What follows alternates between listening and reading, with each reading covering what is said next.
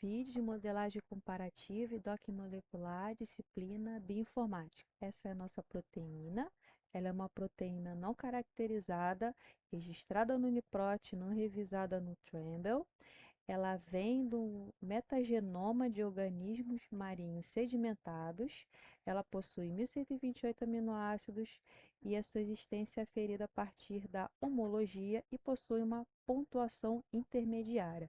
Há um aviso, né, que ela será removida do UniProt KP e do Trimble, mas ficará disponível no Uniparc. A sua função ela é prevista como uma enzima bifuncional, porque ela possui aspartato quinase e a homoserina desidrogenase como rotas metabólicas para a síntese de lisina, metiolina e triosina devido ao aspartato. Ela possui domínios cofatores com ligações ATP e também de NADP e íons metabólicos como magnésio e sódio. Então, pegamos a sua sequência FASTA no próprio UniProt para modelagem molecular. Iniciamos a modelagem da nossa proteína utilizando o SwissModel para fazer a análise comparativa. Então, realizamos uma busca por moldes, por templates, e o sistema ele conseguiu identificar diversas estruturas de aspartato quinase, que é um dos domínios funcionais da nossa molécula. Então, a gente vai analisar dois modelos principais. A gente escolheu aqui o modelo 1 e esse terceiro aqui, para poder analisar. Então, o modelo 1, ele obteve uma qualidade muito boa no GMQE dele, de 0,91, e uma identidade de 71,64%, baseando-se em dados do AlphaFold. Aqui está a estrutura. Enquanto o modelo 2, ele é baseado em cristalografia de metanococcus, ele teve uma identidade de 36,26 e um GMQE de 0,29. O ideal é acima de 0,7, então isso significa que esse template ele não é confiável para estudos de precisão, como a docagem molecular. Aqui também é a estrutura dele. Então, ao sobrepor os modelos, a gente consegue identificar quais regiões são estruturalmente conservadas e onde há uma maior flexibilidade, Então, nessa imagem, a estrutura branca, ela vai representar o modelo principal, que é o modelo 1, que cobre toda a extensão da proteína. Já a parte verde é o modelo 2, que é o modelo fragmentado. Então, vocês conseguem perceber que a parte verde, ela aparece apenas no centro da molécula. Isso ocorre porque esse modelo ele só conseguiu representar o domínio do aspartato quinase, que se torna estruturalmente consistente com o modelo principal apenas a partir do resíduo 325. Então, essa imagem é a prova visual de que o modelo 2 ele é incompleto e insuficiente para representar a complexidade total da nossa proteína.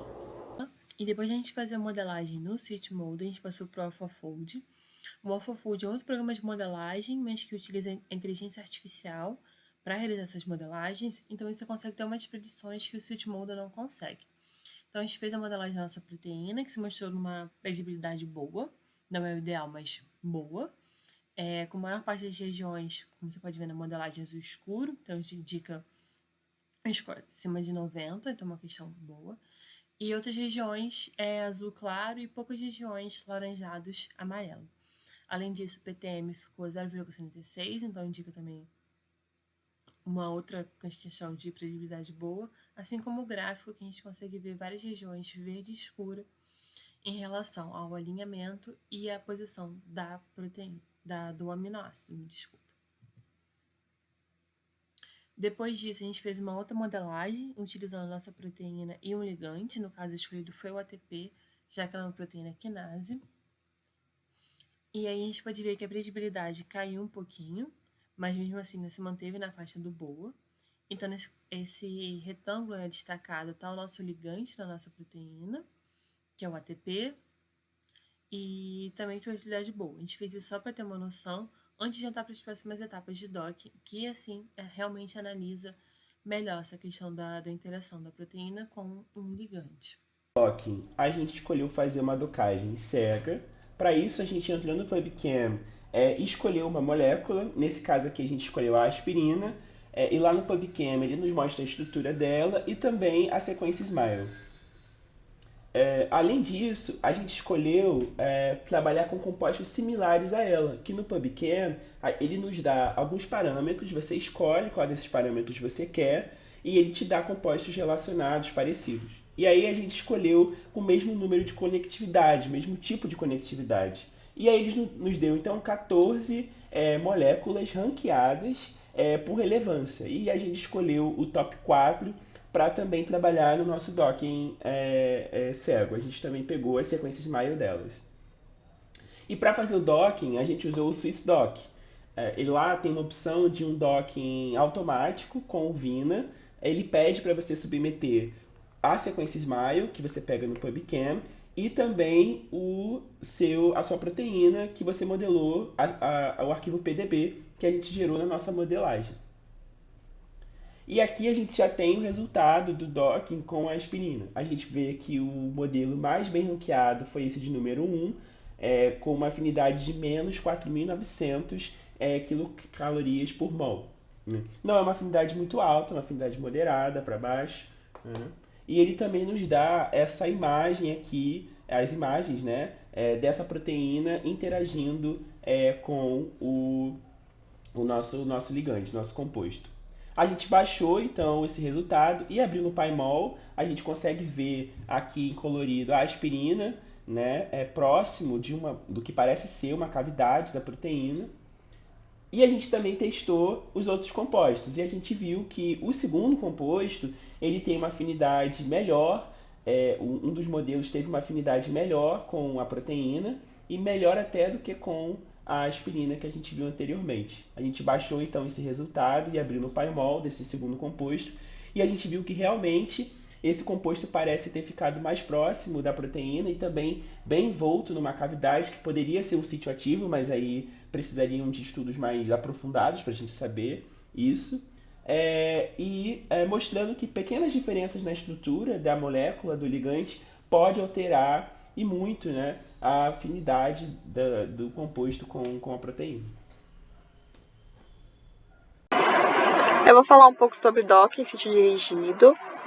Nós não conseguimos fazer essa parte do trabalho, mas eu vou falar um pouco como seria. A princípio, nós buscaríamos a estrutura 3D da proteína no banco de dados UniProt. Escolheríamos o sítio, bolsão de ligação, que seria o melhor sítio, né, mais seguro para fazer a ligação da molécula com a proteína. E aqui está exemplificado como sítio 1 na imagem, tá bom? Então a gente pegaria esse sítio 1. Como é um docking em sítio dirigido, nós teremos que fazer então a caixa de busca, né? Desenhar a caixa de busca ao redor desse sítio e utilizando o AutoDock. É nesse sítio que vai ser testado vários encaixes diferentes para saber qual seria o melhor para o nosso problema. Em seguida, o que nós teríamos seria o resultado. O resultado seria o melhor encaixe e a melhor pose e a melhor energia.